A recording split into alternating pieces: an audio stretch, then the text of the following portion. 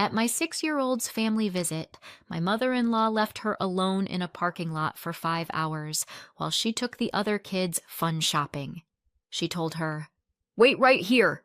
Don't move." I didn't shout. I walked inside and did this. The whole family went silent.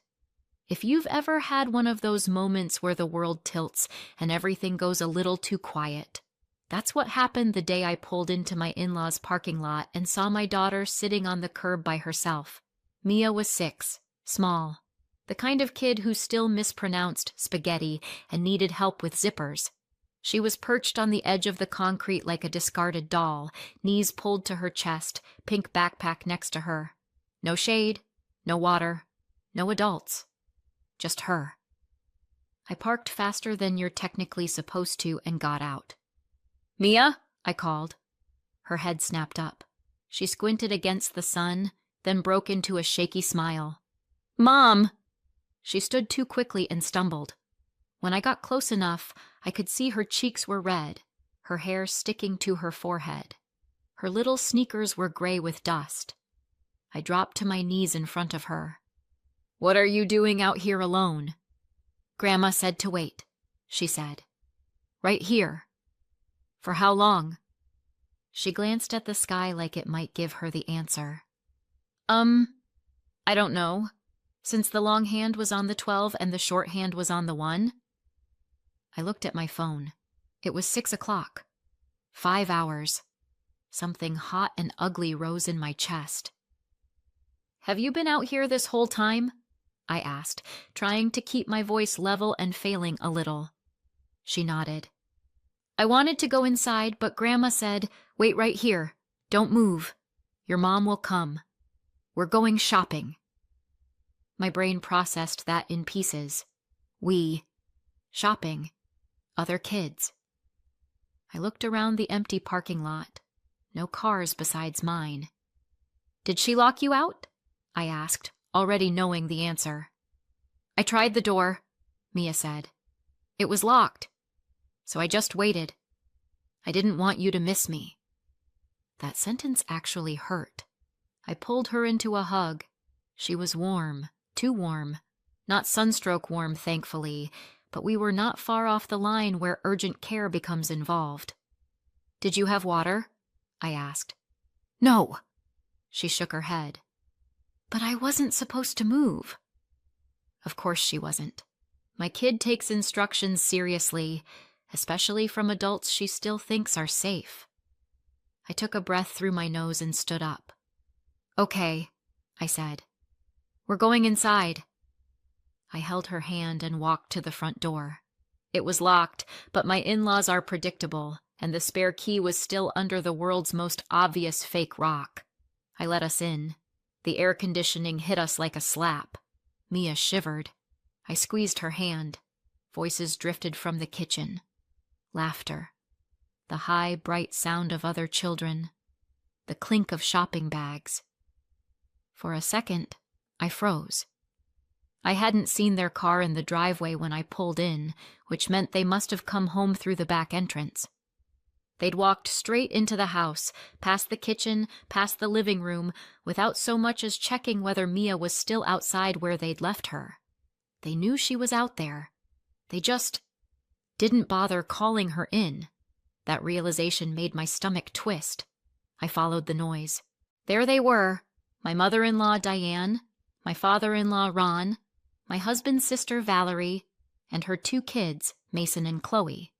The counters were covered in shopping bags, clothes, toys, a new video game system. Mason was waving a plastic sword. Chloe had a bracelet on each wrist. Diane had a glass of iced tea. She looked very comfortable. I stepped into the doorway with Mia half behind me. The first person to notice us was Chloe. "Oh," she said. "She's back." Diane turned. "Well, there you are," she said. "We were wondering when you'd show up." "Were you?" I said. I kept my tone neutral. It came out slightly colder than neutral.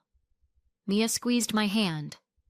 "We had so much fun," Valerie said, oblivious. "Took the kids to the mall, let them pick a toy, got ice cream, They were great.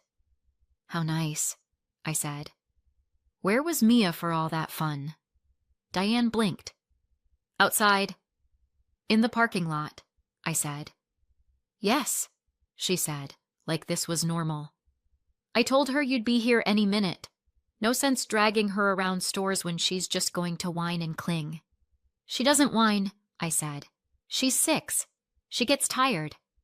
You're too soft on her, Diane said, waving a hand. She needs to toughen up. I stared at her. She's been outside for 5 hours. Diane scoffed. It was not 5 hours. I held up my phone. I dropped her off at 1. It's 6. Ron shrugged. It's not like she was in danger. This is a safe neighborhood. By herself, I said. No bathroom, no water.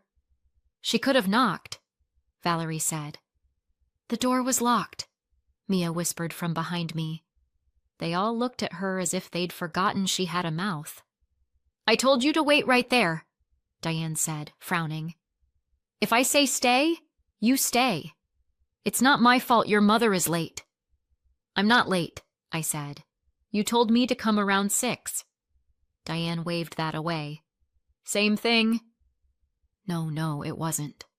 There is a special kind of rage that lives underneath a mother's skin. It's not loud. It's not wild. It's surgical. Precise. Cold. That's what woke up then.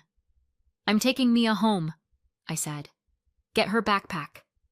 She hasn't had dinner, Diane said. You're overreacting.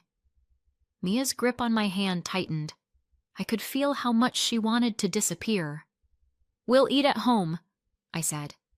We're leaving. Diane put her glass down sharply. Absolutely not. We are having family dinner. We planned...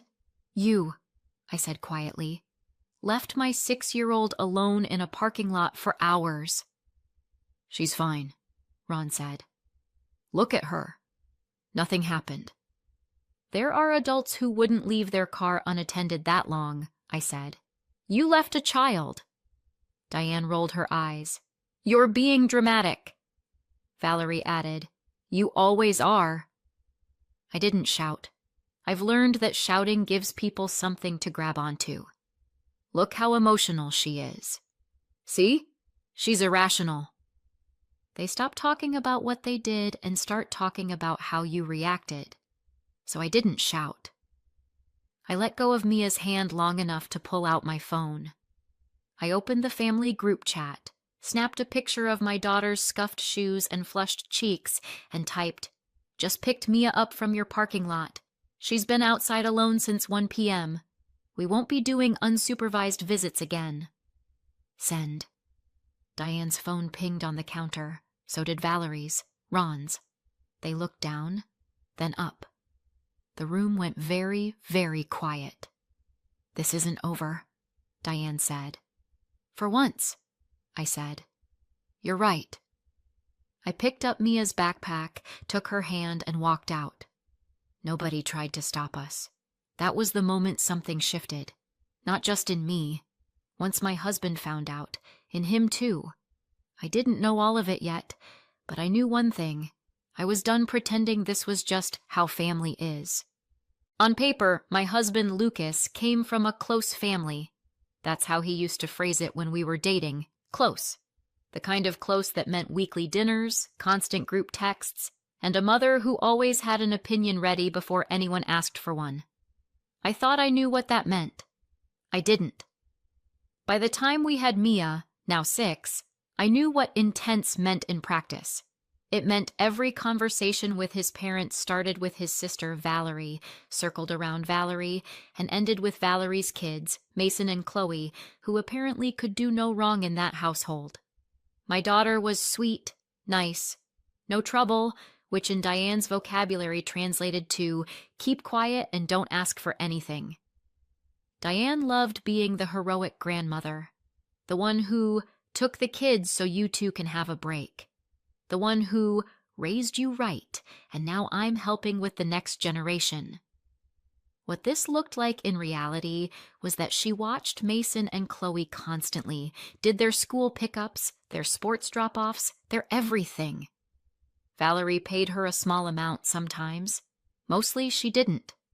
It was family. When Mia was born, Diane offered to help with her too. Help was a generous word for what it turned into. There was always a string. I watched her on Tuesday, so you can run an errand for me this weekend, right? I took her to the park, so you don't mind sending a little something extra for groceries. I bought her a coat, so I used your card. Hope that's okay. Little leaks in the dam. Lucas had grown up being told it was his job to help. He was the reliable one, the responsible son. So when his mom hinted about money, he transferred it. When his dad mentioned being behind on bills, he picked up more shifts and paid them. When Diane sighed about how hard it was to keep the house up while also caring for Mason and Chloe full-time, he quietly set up a monthly transfer. He showed me the first one. "Just for now," he said, "until they catch up."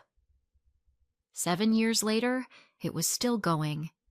Every month, a bigger chunk of our budget than I like to think about went to his parents' account. On top of that, there were the little emergencies. They always had one. New tires, dentist, electric bill. Valerie's unexpected expense that somehow landed in Lucas's lap. He never pushed back. Not really. When I tried to talk about it, he would tense up and say, "They need it. They helped us. It's just money." I stopped bringing it up as much. I didn't want to be the villain in a story where his parents were always the martyrs. But the thing about patterns is that they don't just stay emotional. Sooner or later, they get dangerous. With Mia, it started smaller. They'd keep her up too late because the cousins wanted to play.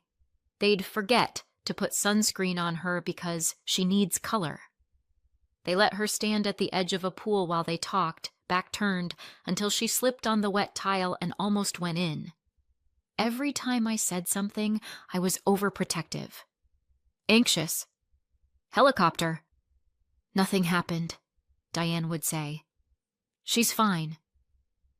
Nothing happened. Until the day they made sure something could. When Diane announced in the family chat that she was taking all the grandkids for a fun day, I didn't immediately panic. She'd done outings before. It was supposed to be simple. I'd drop Mia off at 1, pick her up around 6. "We'll just be home, maybe run an errand or 2, Diane had said. She did not mention the 5-hour curbside abandonment plan. If she had, I might have rearranged my schedule. But that's the thing, isn't it? People like Diane never say, "I plan to do something reckless," and then blame you if your child survives. They just do it, then call it parenting style. Driving home after I picked Mia up, listening to my daughter describe how she watched the shadows move across the parking lot, how hot the ground got under her shoes, how she counted cars to pass the time, I felt something else settle in my chest. I had been raised to believe you don't blow up families unless you absolutely have to. They convinced me for years that this didn't qualify. But looking at Mia's sunburned nose, her exhausted eyes, her trust in me not to leave her alone again, I realized something very simple. They had crossed a line I didn't even know I had until they were standing on the other side of it waving, and this time I wasn't going to be the one reaching back. The thing nobody tells you about big family explosions is that the real blast comes later. The driveway scene, the group chat, the doorway standoff. That was just the match. The real fire was what happened after we got home and the adrenaline wore off. Mia wouldn't let go of me that night. She followed me from room to room like a quiet little shadow. If I went to the kitchen, she stood in the doorway. If I went to the bathroom, she waited outside. If I sat on the couch, she climbed into my lap, even though she hadn't done that in months. "Are you okay, Bug?" I asked at bedtime. She nodded, which would have been more convincing if she hadn't been gripping my sleeve like it was a life raft. "Do you want your nightlight?" I tried. "Yes," she whispered. Then, after a pause, "Can you stay?" "I'll sit here for a while." I said, settling into the chair by her bed. She lay on her side, eyes open. Mom? Yeah? You're not going to leave me here and go shopping, right? It hit like a punch. No, I said. I will never leave you like that. She thought about it. Even if Grandma says I have to wait? Even then. She nodded slowly. I thought, if I moved, you wouldn't find me. I swallowed hard. You did everything right, I said. You stayed where you were told. None of this is your fault. She blinked, and I watched one tear slide sideways into her hair. I didn't stay for a while. I stayed until she finally drifted off, and even then I sat there longer, listening to her breathing, wondering how long it would take before she didn't flinch every time a car slowed outside the house. I found Lucas in the living room, sitting on the edge of the coffee table with his elbows on his knees, staring at nothing. How is she? He asked. She keeps asking if I'm coming back, I said. To the room, the house, anywhere. She tracked me from the couch to the sink like I was a balloon she was afraid would float away. He closed his eyes. I told her Grandma said, "Don't move," and she heard, "Don't exist unless your mother can find you," I added. That's not what Mom... Maybe not, I said. But that's what happened. He didn't argue. We sat in silence for a moment. You know, I said, if we let this slide, we're not just telling your parents it was fine. We're telling Mia it wasn't a big deal. He rubbed his face with both hands. I know. She stood in a driveway for 5 hours because she trusted that if she moved, she'd get in trouble, I said. I'm not willing to teach her that the people who did that get another chance. He looked over at me. The Lucas I married was there, but there was something else now too. Something heavier, sharper. I'm cutting them off, he said. I didn't say anything. I'd wanted this for a long time, but it had to be his line to draw. He stood, went to his desk, and opened his laptop. I watched as he logged into the bank account he'd grown up thinking was a moral obligation. $600 a month, he said, almost to himself. That's what I've been sending them. For bills. He clicked. Another $200 into the extra account Mom pulls from, he added. For groceries with the grandkids. More clicks. And then there's the emergency fund, he said. The one that's mysteriously always empty. He opened another tab. The numbers popped up. Transfers to his parents every few weeks. $250, $300, $400. The amounts varied, but the pattern was the same. How much is that? I asked. He did a quick mental calculation. Around $800 to $1,000 a month, on average. And that's just what you know about, I said. He clicked again. Not anymore, he said. One by one, he canceled the $600 recurring transfer, deleted the $200 extra, closed the emergency fund pipe. He removed their access to the card they'd borrowed and never returned. The confirmation messages popped up politely, as if he were unsubscribing from a newsletter. That's it, he said, leaning back. That's a lot of money, I said. He nodded. We could have gone on vacation every year. Instead, I said, we bought them the privilege of endangering our kid. His mouth twisted. Not anymore. And contact? I asked. He picked up his phone. I'm not writing a speech, he said. They don't listen to speeches. He opened the family thread and typed. You left Mia alone outside for hours. There will be no more visits. Don't contact us again. He hit send. Put the phone face down on the table. That's it? I asked. That's it, he said. It took 6 minutes for his parents to notice. The phone buzzed with incoming messages. What is this call me now? You're overreacting. We did nothing wrong. Answer the phone. He didn't. I didn't. We sat in a strange, fragile silence while Mia slept in the other room. Then a new text popped up from his mother. If you want us to stay out of your lives, you will keep sending the money.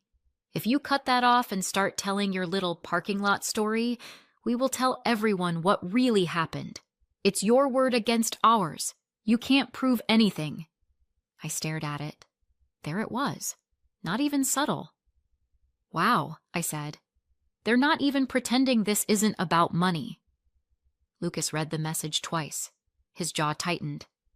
They think we're scared to make this official, he said. Are we?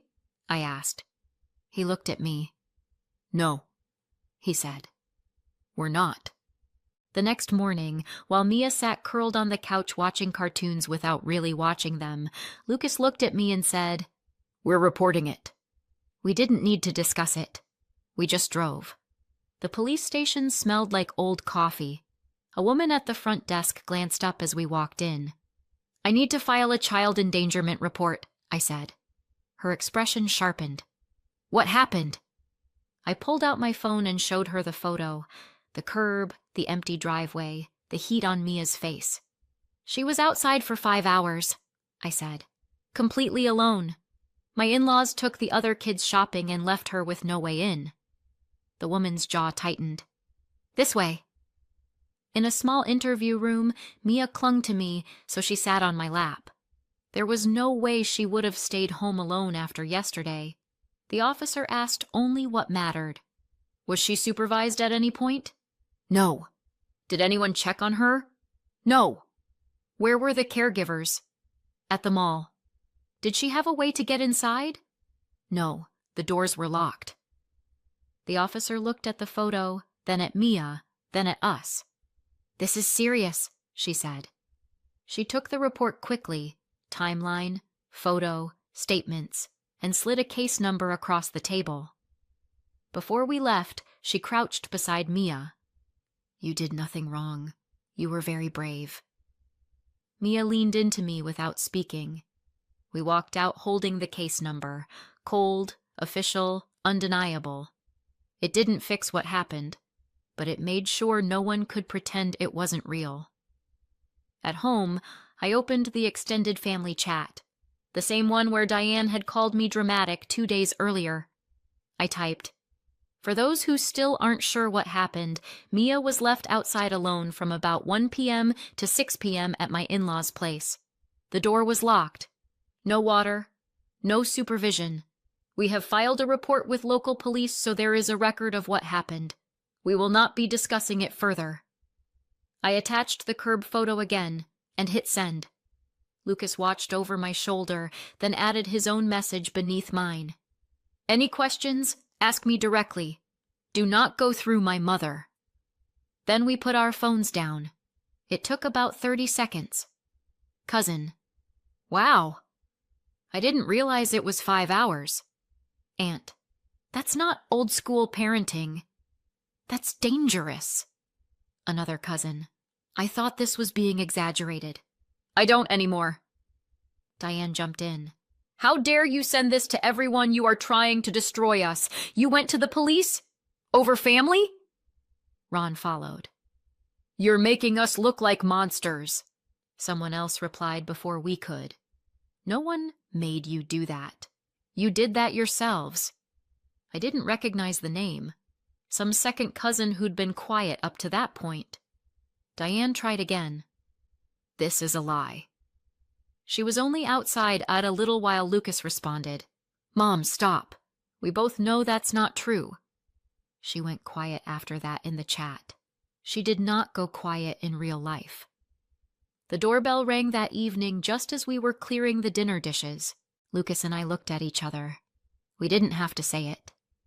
He opened the door just enough to block the entry. There they were again. Diane and Ron. No Valerie this time. Just the original disaster duo. You called the police on us, Diane said. No hello. Yes, Lucas said. Ron glared. Do you have any idea what you've done? Yes, Lucas repeated. You are trying to ruin our lives, Diane hissed. We could lose everything. You almost lost my daughter, he said. I guess now we're even. You ungrateful little, she started. I stepped up beside him. You asked us to keep paying you to stay away, I said. Remember that part? Keep sending the money if you want no contact. You tried to sell us your silence. Diane's face went blotchy. That was not... You literally wrote it, I said. I have the text. Ron jabbed a finger toward Lucas. We did everything for you. We raised you. We helped you. We watched your child. You left her alone on concrete for 5 hours, Lucas snapped. You watched nothing. He took a breath, steadied himself. You're not coming near her again, he said. There will be no more visits, no more calls, no more money. You can't do this, Diane said. We'll tell everyone you made this up. You're turning them against us. You're doing a great job of that on your own, I said. She swung her glare to me. You did this. You poisoned him. I met her eyes. I didn't poison him, I said.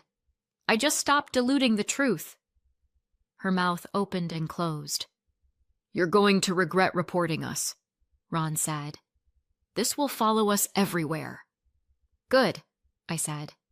Maybe then you'll take it seriously. We should call our lawyer, Diane muttered. We'll get grandparents' rights. A judge will make you... If you try that, Lucas said quietly. Every word of what you did goes on record, with dates, times, pictures, and police reports. They stared at him like he'd grown a spine in front of them, and they hadn't received a memo. You think no one will believe us? He asked. Try us. For a moment, no one moved. Then Ron tugged Diane's arm. We're not getting anywhere, he muttered. She yanked it back, but the fight was gone from her eyes. For the first time, she looked less outraged and more scared. Not for Mia, for herself.